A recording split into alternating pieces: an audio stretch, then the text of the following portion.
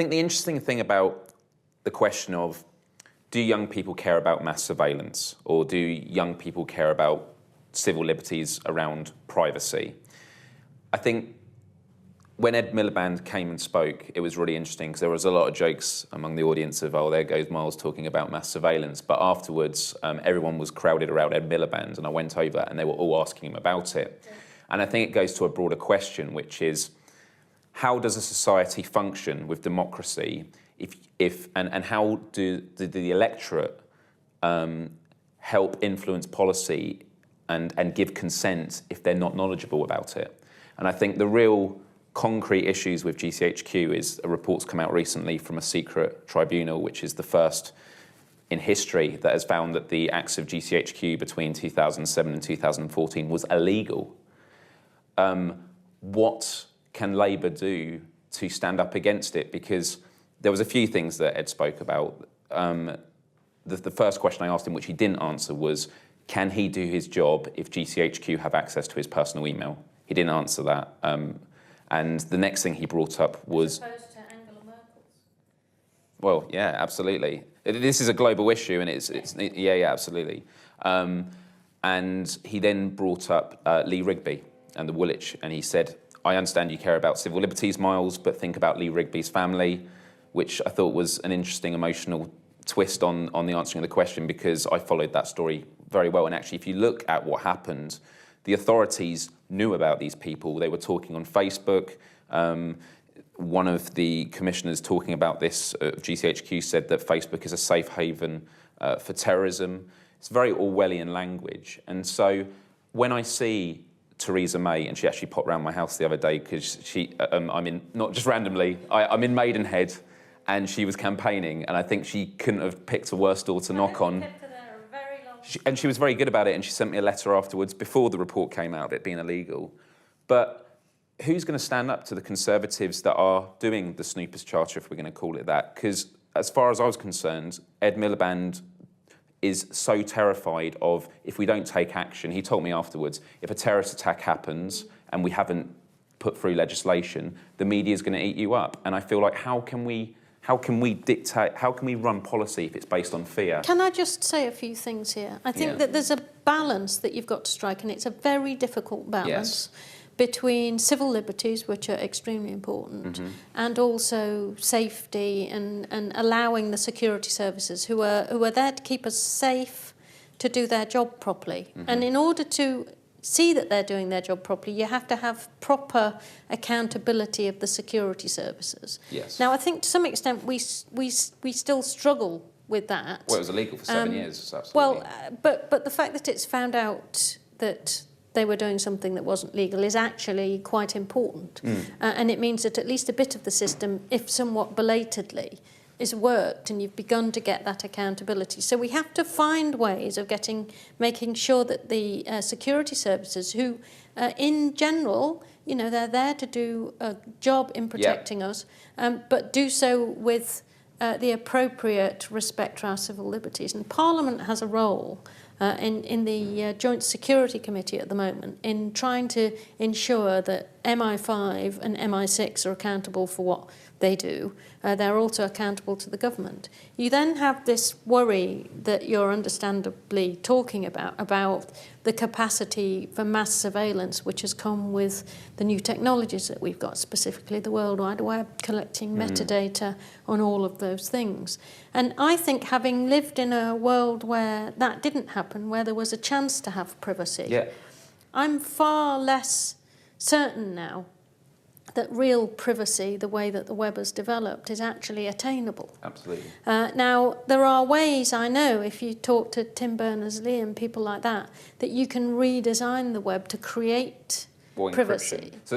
But there's also an issue that Apple, Google, and all of the big companies that have actually created this infrastructure and control it now don't want it to be encrypted in quite that way, because they actually quite like to be able to throw adverts at us which respond to the kind of searching we've been doing on the web. We've all got that, you know, you have a look for a new car and all of a sudden you get cars constantly whenever you go on your phone or your your computer. So I think there are some big, profound issues about the meaning of privacy and how we can balance civil liberties and safety, which is hard to sloganise about in a... Tim Berners-Lee, you mentioned, he talks about having a digital Magna Carta. Yes. And I think that's a really good and interesting idea. And I think that we need to explore that kind of concept for the new structures that we find ourselves existing in. What's going in the policy? Because that's exploring, and we seem to agree on some levels of this, but what's going in, like what's going to change? Can I just add one very quick point to this, which is that I think one of the problems that we've had in this country over a very long period of time is that the debate around civil liberties has only taken place in the heat and passion of a tragedy or a terrorist incident. I think one of the things that Labour could do, and we haven't committed to this, but it's something that I think is worth putting on the agenda, is we could commit to having that debate as fully and openly as possible at a time when we're not really... We've not got a counter-terrorism thing. So this is a fair point. And actually, when Ed told me about the fear, I respect that. Like, as human beings, and we can look at the military-industrial complex in the US, like Barack Obama will get told by the Secret Service, we need investment for the military to prevent this. Is he going to be the one that says no if he has to trust their advice? So we have to trust what they say. But I find that in the political sphere at the moment, we can look at all issues, immigration, we can look at surveillance and terrorism, the economy and dealing with the deficit. The Conservatives, and I'm not with them at all and agree with what they say, but they are battering Labour with the rhetoric of we are tougher on dealing with terrorism, because if you were to try and defend civil liberties, but then you might let a terrorist attack. And so when Ed Miliband, it's terrible, isn't it? Yeah, I know. I was so careful not to do that during Leader's Live. So when Ed Miliband said to me about the Lee Rigby thing, it angered me, because I was like, I want him to be on my side. Like, I want someone in Parliament. So when the Conservatives at the moment are talking about getting rid of encryption, you can look at the Conservative site, it's encrypted. What I would say about that is I really don't think, I genuinely don't think that was about being worried about the media. I think there is suddenly a media storm that makes it very hard to have a rational, sensible debate around these things when you have tragic episodes like the Lee Rigby murder, which was quite close to home for me. But I think what he's much more mindful of actually is the responsibility on politicians to make sensible decisions about that balance between people's security and safety and about civil liberties. And I don't think you can accuse Ed Miliband of not being brave. You know, he spent the last week being absolutely attacked across the media for standing up to people, very wealthy people and corporations who don't pay their taxes. And I'm not, I think he's willing to take these issues on. By the way. But I think one of the biggest things that we could do is commit to having this debate and this discussion in Parliament, led by a Labour government, where we didn't start from exactly that point that you talked about, where the Tories say, you can't do anything. It comes full circle to my original point, which is, do young people care about civil liberties and surveillance and privacy? It's actually, does anyone care about it? And what you find is people do care about it when they know about it. Does anyone care about it? And to what extent in our networked world now can you actually have it? Because Facebook and the way that young people use Facebook is fine and fun as far as it goes, but they can't ever wipe that history away. That is very different from my childhood. I mean, Facebook didn't. I'm so old. Facebook didn't exist when I was a child, and my goodness, would I can't remember what I might have written, but kids now have put it all up online. And this is what I said to Theresa May. I said that a lot of the political class, social media has been around maybe, let's say, 15 years, let's say that. So people who of a young age have discovered who they are online with a digital footprint, and they are having legislation put by a political elite who don't have an internet past. And there's that big disconnect there. And I just think that is one issue. But we talk about, like, what is the role of government to protect the people, to educate, because obviously there are a lot of things that go behind closed doors with what Facebook and Google are doing. On my own YouTube channel, I research quite easily on your iPhone, a lot of people don't realise location settings. You look on it, it will tell you the exact time you've left your street. That should be a government should be educating people about that. I got encryption for my phone, and it was something I mentioned to Ed. Within 6 weeks, I had 2,000 attempts on public Wi-Fi on undergrounds to access my phone and my data, suck up my email info. You know, and I'm educating people, and people get interested because they're like, "Wow, I didn't know this exists." Like, we as a public can do that. But I think that's why you actually need to have the debate before you decide what action to do. So, so you're saying what is in the manifesto? I think we have to have the debate about what that balance between security and safety and privacy is. So how is that written in the manifesto? Because unless you write that, it's not going to be a talking point at the election, and that's what really angers me.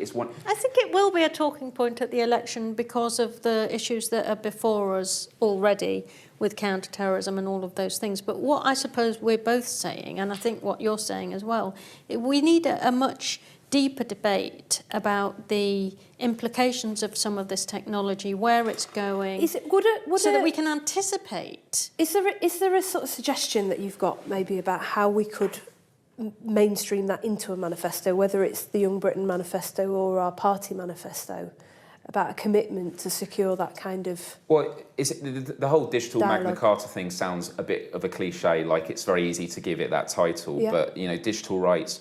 And it's also hard because it's a global issue, you know, and with what the NSA is doing in that. I mean, for example, just to give you an example, with websites, we had a constituent of mine attacked by fascists on his front doorstep. And they had this thing called Red Watch that they put him up on, telling everybody, all the other thugs, where he lived, so that he would be beaten up, and he did get beaten up, and his daughter was put in a very difficult situation. And so I did a debate about it, an adjournment debate, saying to the government, can we take this website down? You know, it's being hosted, it's up, it's inciting violence. Violence has happened. What are you going to do about it? And they basically said, "Oh, we can't do anything." So there's other issues as well as these issues of privacy that are about incitement, criminality, child pornography, and abuse. All of those things, and the answers to them are a lot harder than they used to be. But can you have something concrete in your manifesto? Because what a lot of people who grew up under the last Labour government remember what a Labour government did to civil liberties, and that was 42-day detention, and that was the Iraq War, and that was ID cards. And these things, you know, stick in the minds of people. And so what we really want is something concrete so that, you know, we can hold you to account, because last time you didn't do a very good job. I mean, I'm putting you on the spot, so it doesn't have to be right now. But if you have a suggestion around that, we would really welcome it, and particularly, you know, in the next few days. I think a digital Magna Carta sounds, or a digital Bill of Rights, or something similar sounds, something that can be concrete and you can see what your rights are. Yeah. Right. And even though it's a tagline, the digital Magna Carta, but saying as strong you as have that. to populate it with some detail. And definitely would need that. The final point I was just going to make was, of branching of this, is when you look at like the RIPA legislation as well, which is, when it was actually discussed and put through, there was a lot of caveats that weren't discovered until, or made public until recently, which is it actually involves lawyers and journalists. And I feel that's also incredibly scary, of how people, lawyers, you know, doctors, how can people like that do their job? And it goes back to the question I asked Ed about, can he do his job if all his personal emails are can be accessed by GCHQ? And I just feel like the necessity for encryption, and like, you know, we can debate about all these issues now. I think we all agree on the values of it. It's not actually only GCHQ that you should be worried about. I mean, the phone hacking revelations demonstrate that actually the News of the World was routinely hacking people's mobile phones and their private systems. GCHQ is paid by taxes. There's a big difference, because if we are paying taxes we have to, or else we go to jail, and they are doing it. But GCHQ needs to be properly accountable to the people in our democracy that represent people, and that's what I was talking about earlier, how you have accountability for what the security services do. But likewise, I think that commercial companies be they the defunct News of the World or other companies, also need to be accountable for how they behave when they're breaking the law as well, which they clearly were doing. That in about, we need to put in proper structures that are thorough about being accountable. We need to kind of put these policies in place and come up with some kind of Magna Carta, but you also need to pledge to educate people about that Magna Carta. Do you know what I mean? Like, it's all well it being the education point shouldn't get lost. And that is something that I letter to every house in the whole country, being like, here are your rights. Yeah, it's interesting because this point about education hasn't really come up so far. I think I'm right in saying through the consultation that we've done with young people, but is a real issue actually. So I'm glad that you've put it on our agenda. And I don't know exactly what the best way to do that is, whether it's part of a revisited sort of citizenship package or... We control the curriculum, and I think if it's not on the curriculum, it's embarrassing. Yeah. Like, the fact I'm 25, I don't completely understand how Parliament works, and that's something that I'm not from an underprivileged background by any stretch of the imagination. I think you would find most parliamentarians share that. Well, exactly, but that's something that we are actually in control of. It's not some smoke and mirrors thing like, I don't know why nobody knows about it. There's a curriculum. Everybody has to attend school. We choose the curriculum. And it should be, and education, it's all about going, should we have more life skills at school, like first aid and, digital rights? We're committed to introducing sex and relationships education onto the curriculum so that young people have the tools that they need to keep themselves safe. And we've talked about that as being online skills, as keeping safe on the online community as well as in the real world. So I think the point that you make about protecting your data, keeping yourself safe when you're using social media, understanding the implications of the choices that you're making, I think these are all points that are really well made, and it's definitely something that we need to think about. I'd love to see that on there. Okay. My final quick question about privacy, and I respect whatever answer you give. We talk about the need for accountability. So would we all agree that, thank God, we have people like Edward Snowden who come forward and expose the illegalities that took place? Well, I think Edward Snowden is a mixed bag. Okay. Partially because he put a lot of people at risk in just making all of that stuff willy-nilly, whatever it was. Was it willy-nilly, though? It was. He just released all of it. So, there's some very important issues that he's brought to light by doing it, but he's also, I think, shown a lack of consideration and concern for the implications of some of the information that he's released. So I think he's a mixed bag from that point of view. Whistleblowers are always important, but just being completely indiscriminate about it, I think, is irresponsible. Because I completely agree with that, but what it tells you, I think, is the power of data and information and who controls information, which is at the heart of a lot of the things that you're really the NSA now are talking about replacing all workers with algorithms in the future, because they won't have a conscience. One of the things that we have been exploring really seriously is how we open up more data and information to not just to outside of Whitehall and Westminster, but actually to citizens in a way that citizens can access and use in order to inform the choices that they make and how they hold their own services to account. And there's some stunning examples of how that's been done around the country, but they are isolated examples, and we've been looking really seriously through the policy review that John Cruddas and Angela are leading to see how we can mainstream that. Information, knowledge is power, and has to be used wisely and with respect for people and their safety and their private life. But if we can open that up much more, I think we'll end up with much better public services and probably a much more equal society as well. Everyone always has an issue of what is key for them, who they're going to vote for in the election. And I quite openly say, although I have a real trouble wanting to vote for Labour, I have said that if they did come forward and take a stand for civil liberties and privacy, they would have my vote. I just want a party that can do real momentum just to make a stand. Do you live in Wigan? No. Okay, fine. Why? You've got Theresa May, haven't you? Yeah. Oh, Christ. She was lovely, and she sent me a letter afterwards before the thing came out. So it's already out of date. Yeah. But no, I respect her, but I just don't respect her stance on it. Yeah. Okay. Well, we've heard that, definitely. God, But it's interesting you talk about, you know, in the consultations you don't hear it from young people. But I think it's because they just don't know, like... We have heard things around this. So, for example, at the event where we launched the Shape Your Future consultation, you know, issues like Snapchat came up. And so we have... There are questions along this theme that I think have been raised with us quite a lot.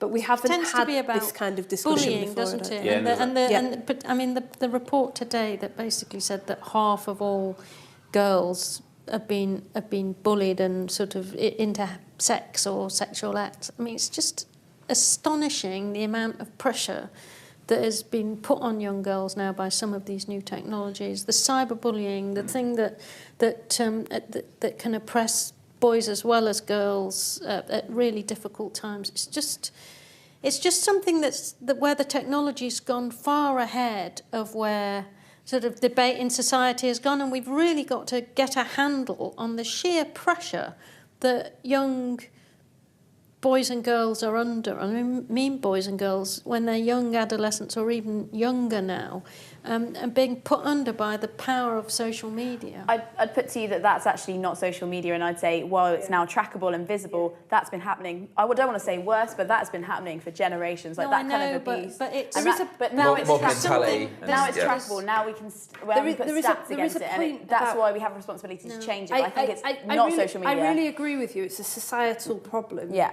But I think there is something about... I think it's intensifying. I think there's something about what's happened online that we haven't created the same safety structures that we have in society in the online community. I see those traditional structures failing all the time as well.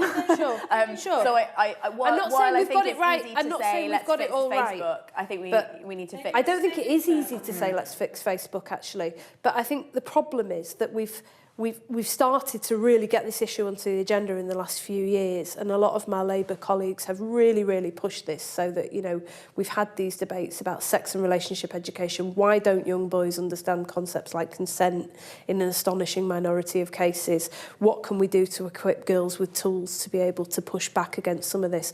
And we've had those debates, but it's got to move into the online sphere as well. Absolutely, but let's not have a regulated internet, because I don't think that's what any young people... What I want to see is words like consent in your manifesto. I don't want to see, let's regulate Facebook. I want to see, let's tackle the problems behind what's being expressed and tracked on Facebook. On the side of that pink bus and see if that... Well, we can change the colour maybe. But yeah. And maybe it doesn't need to drive around. Anyway. That's the stuff I want to see. I don't want to see... Facebook's broken, we need to fix, you know, or social media has amplified a problem. I think there's been abuse for a very long time, but now we have that social responsibility to see it and really tackle it, like rather than it being behind closed doors, untrackable in letters.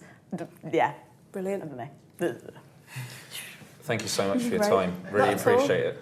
Gosh, Paxman would be proud. Sorry. No, good. I am literally going to leave London now. Right, this minute. I am. I commute. I'm going straight to Euston and I'm going home. Thank you. I mean, we could go with a cliche here. Hang on a minute. Well, just to finish my point. Yeah. The cliche we could go with is terrorists want to take away our freedom. Well, they're winning. They're winning. If we're giving up all our civil liberties,